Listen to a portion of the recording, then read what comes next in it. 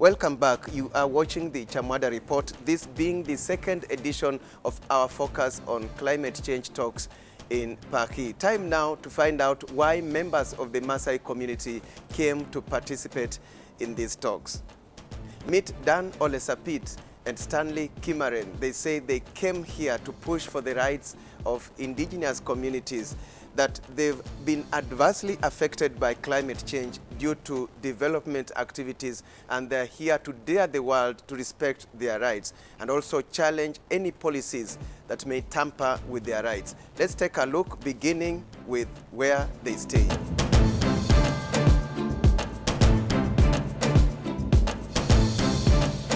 We are here as part of the indigenous people of the world, representing indigenous people from Africa, specifically from Kenya. And it brings indigenous people from 7 regions of the world: Latin America, Asia, Arctic, Africa, and North America. So they have realized that they have a lot of commonalities and common demands here, and that's why we are here to try and influence the negotiations as indigenous people. Hey, Alex. Vipi bana? Salama sana. This is where you're staying, eh? Yeah, this is where we're staying. Ninyi We come home in Paris. Okay, karibu. hii COP21 hata wewe umekuja na shuka ya kikwetu bana. So tutaelekea straight sasa. Hii system ni complicated, lakini ukijua ni smooth sana.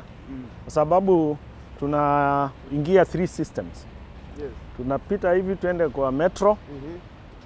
Tuende station kama 3 hivi. Yes. Alafu tuende underground. Tuingie kwenye train. Yes. Kisha baadaye So stage iko wapi hapa? tunaenda right. Tunaenda right. You know, it's one thing to have a system. Yeah? Oh, nice. But it's another thing for the citizens to comply with the system. Sasa muda hapa inawekwa efficiency. You know, some of these systems are 400, 500 years old. Like they say, the city of Paris was established in 3 BC. 3 BC. Yes. Unaona?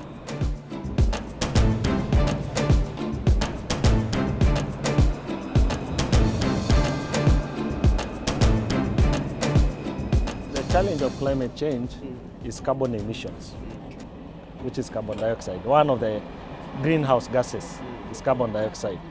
And one of the sector ambayo inachangia ni transport, whether it's aviation, air aviation, or road vehicles and all this, because they use fossil fuel.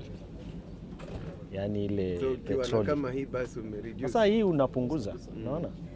Unapunguza mara mbili. Unapunguza because haitoi hiyo moshi, na unapunguza kwa sababu unabeba watu wengi. Unapunguza magari mengi ambayo ingekuwa kwa barabara. Unaleta efficiency. Unaleta efficiency.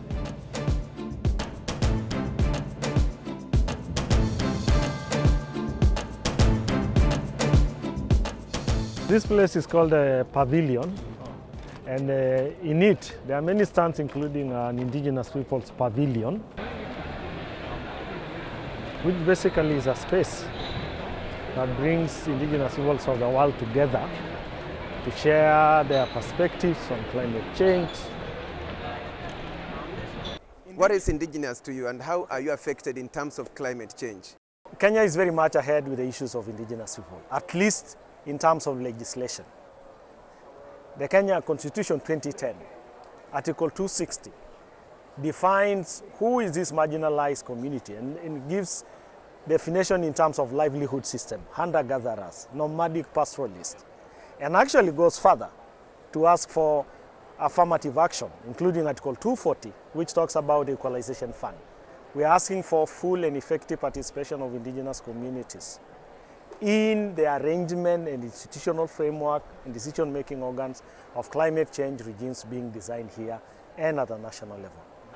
Essentially, the Maasai community and the pastoralist communities around in Kenya and even East Africa have always had a very complex but yet very simple system of adapting to the changing climate. They have had very good traditional systems, traditional knowledge, traditional institutions that they have used to manage pasture. They have used to organize how they move around with their livestock. So that is an age-old, a traditional old system of managing pasture, which is basically where their life depends on. Their life revolves around cows. So it has to do with pasture, it has to do with availability of water.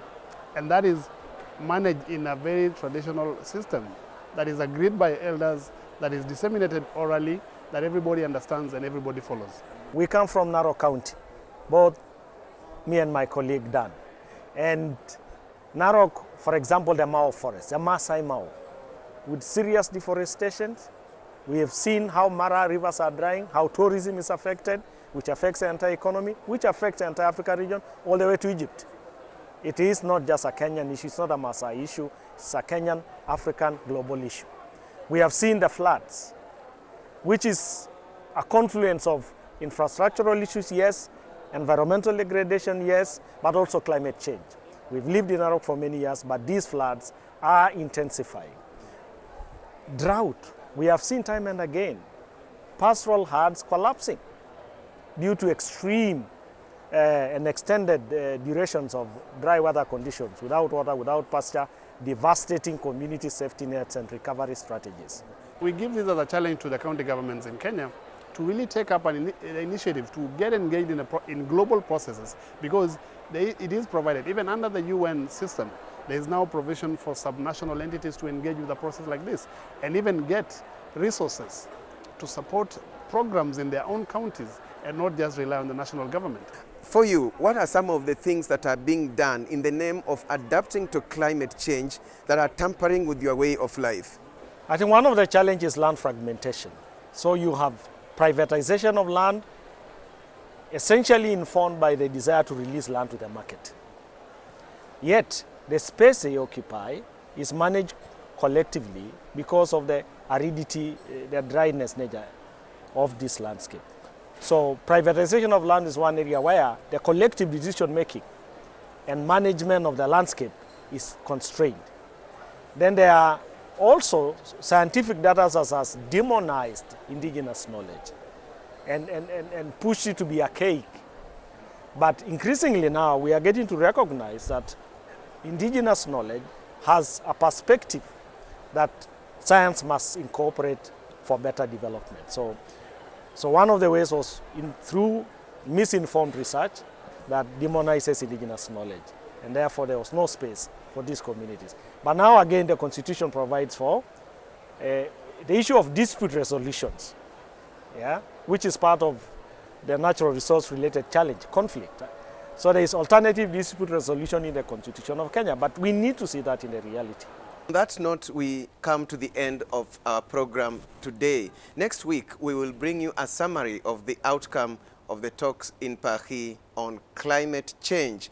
We will also be out and about to tell you what Paris city is made of and whether it is climate friendly. Till then, I'm your host, Alex Chamwada.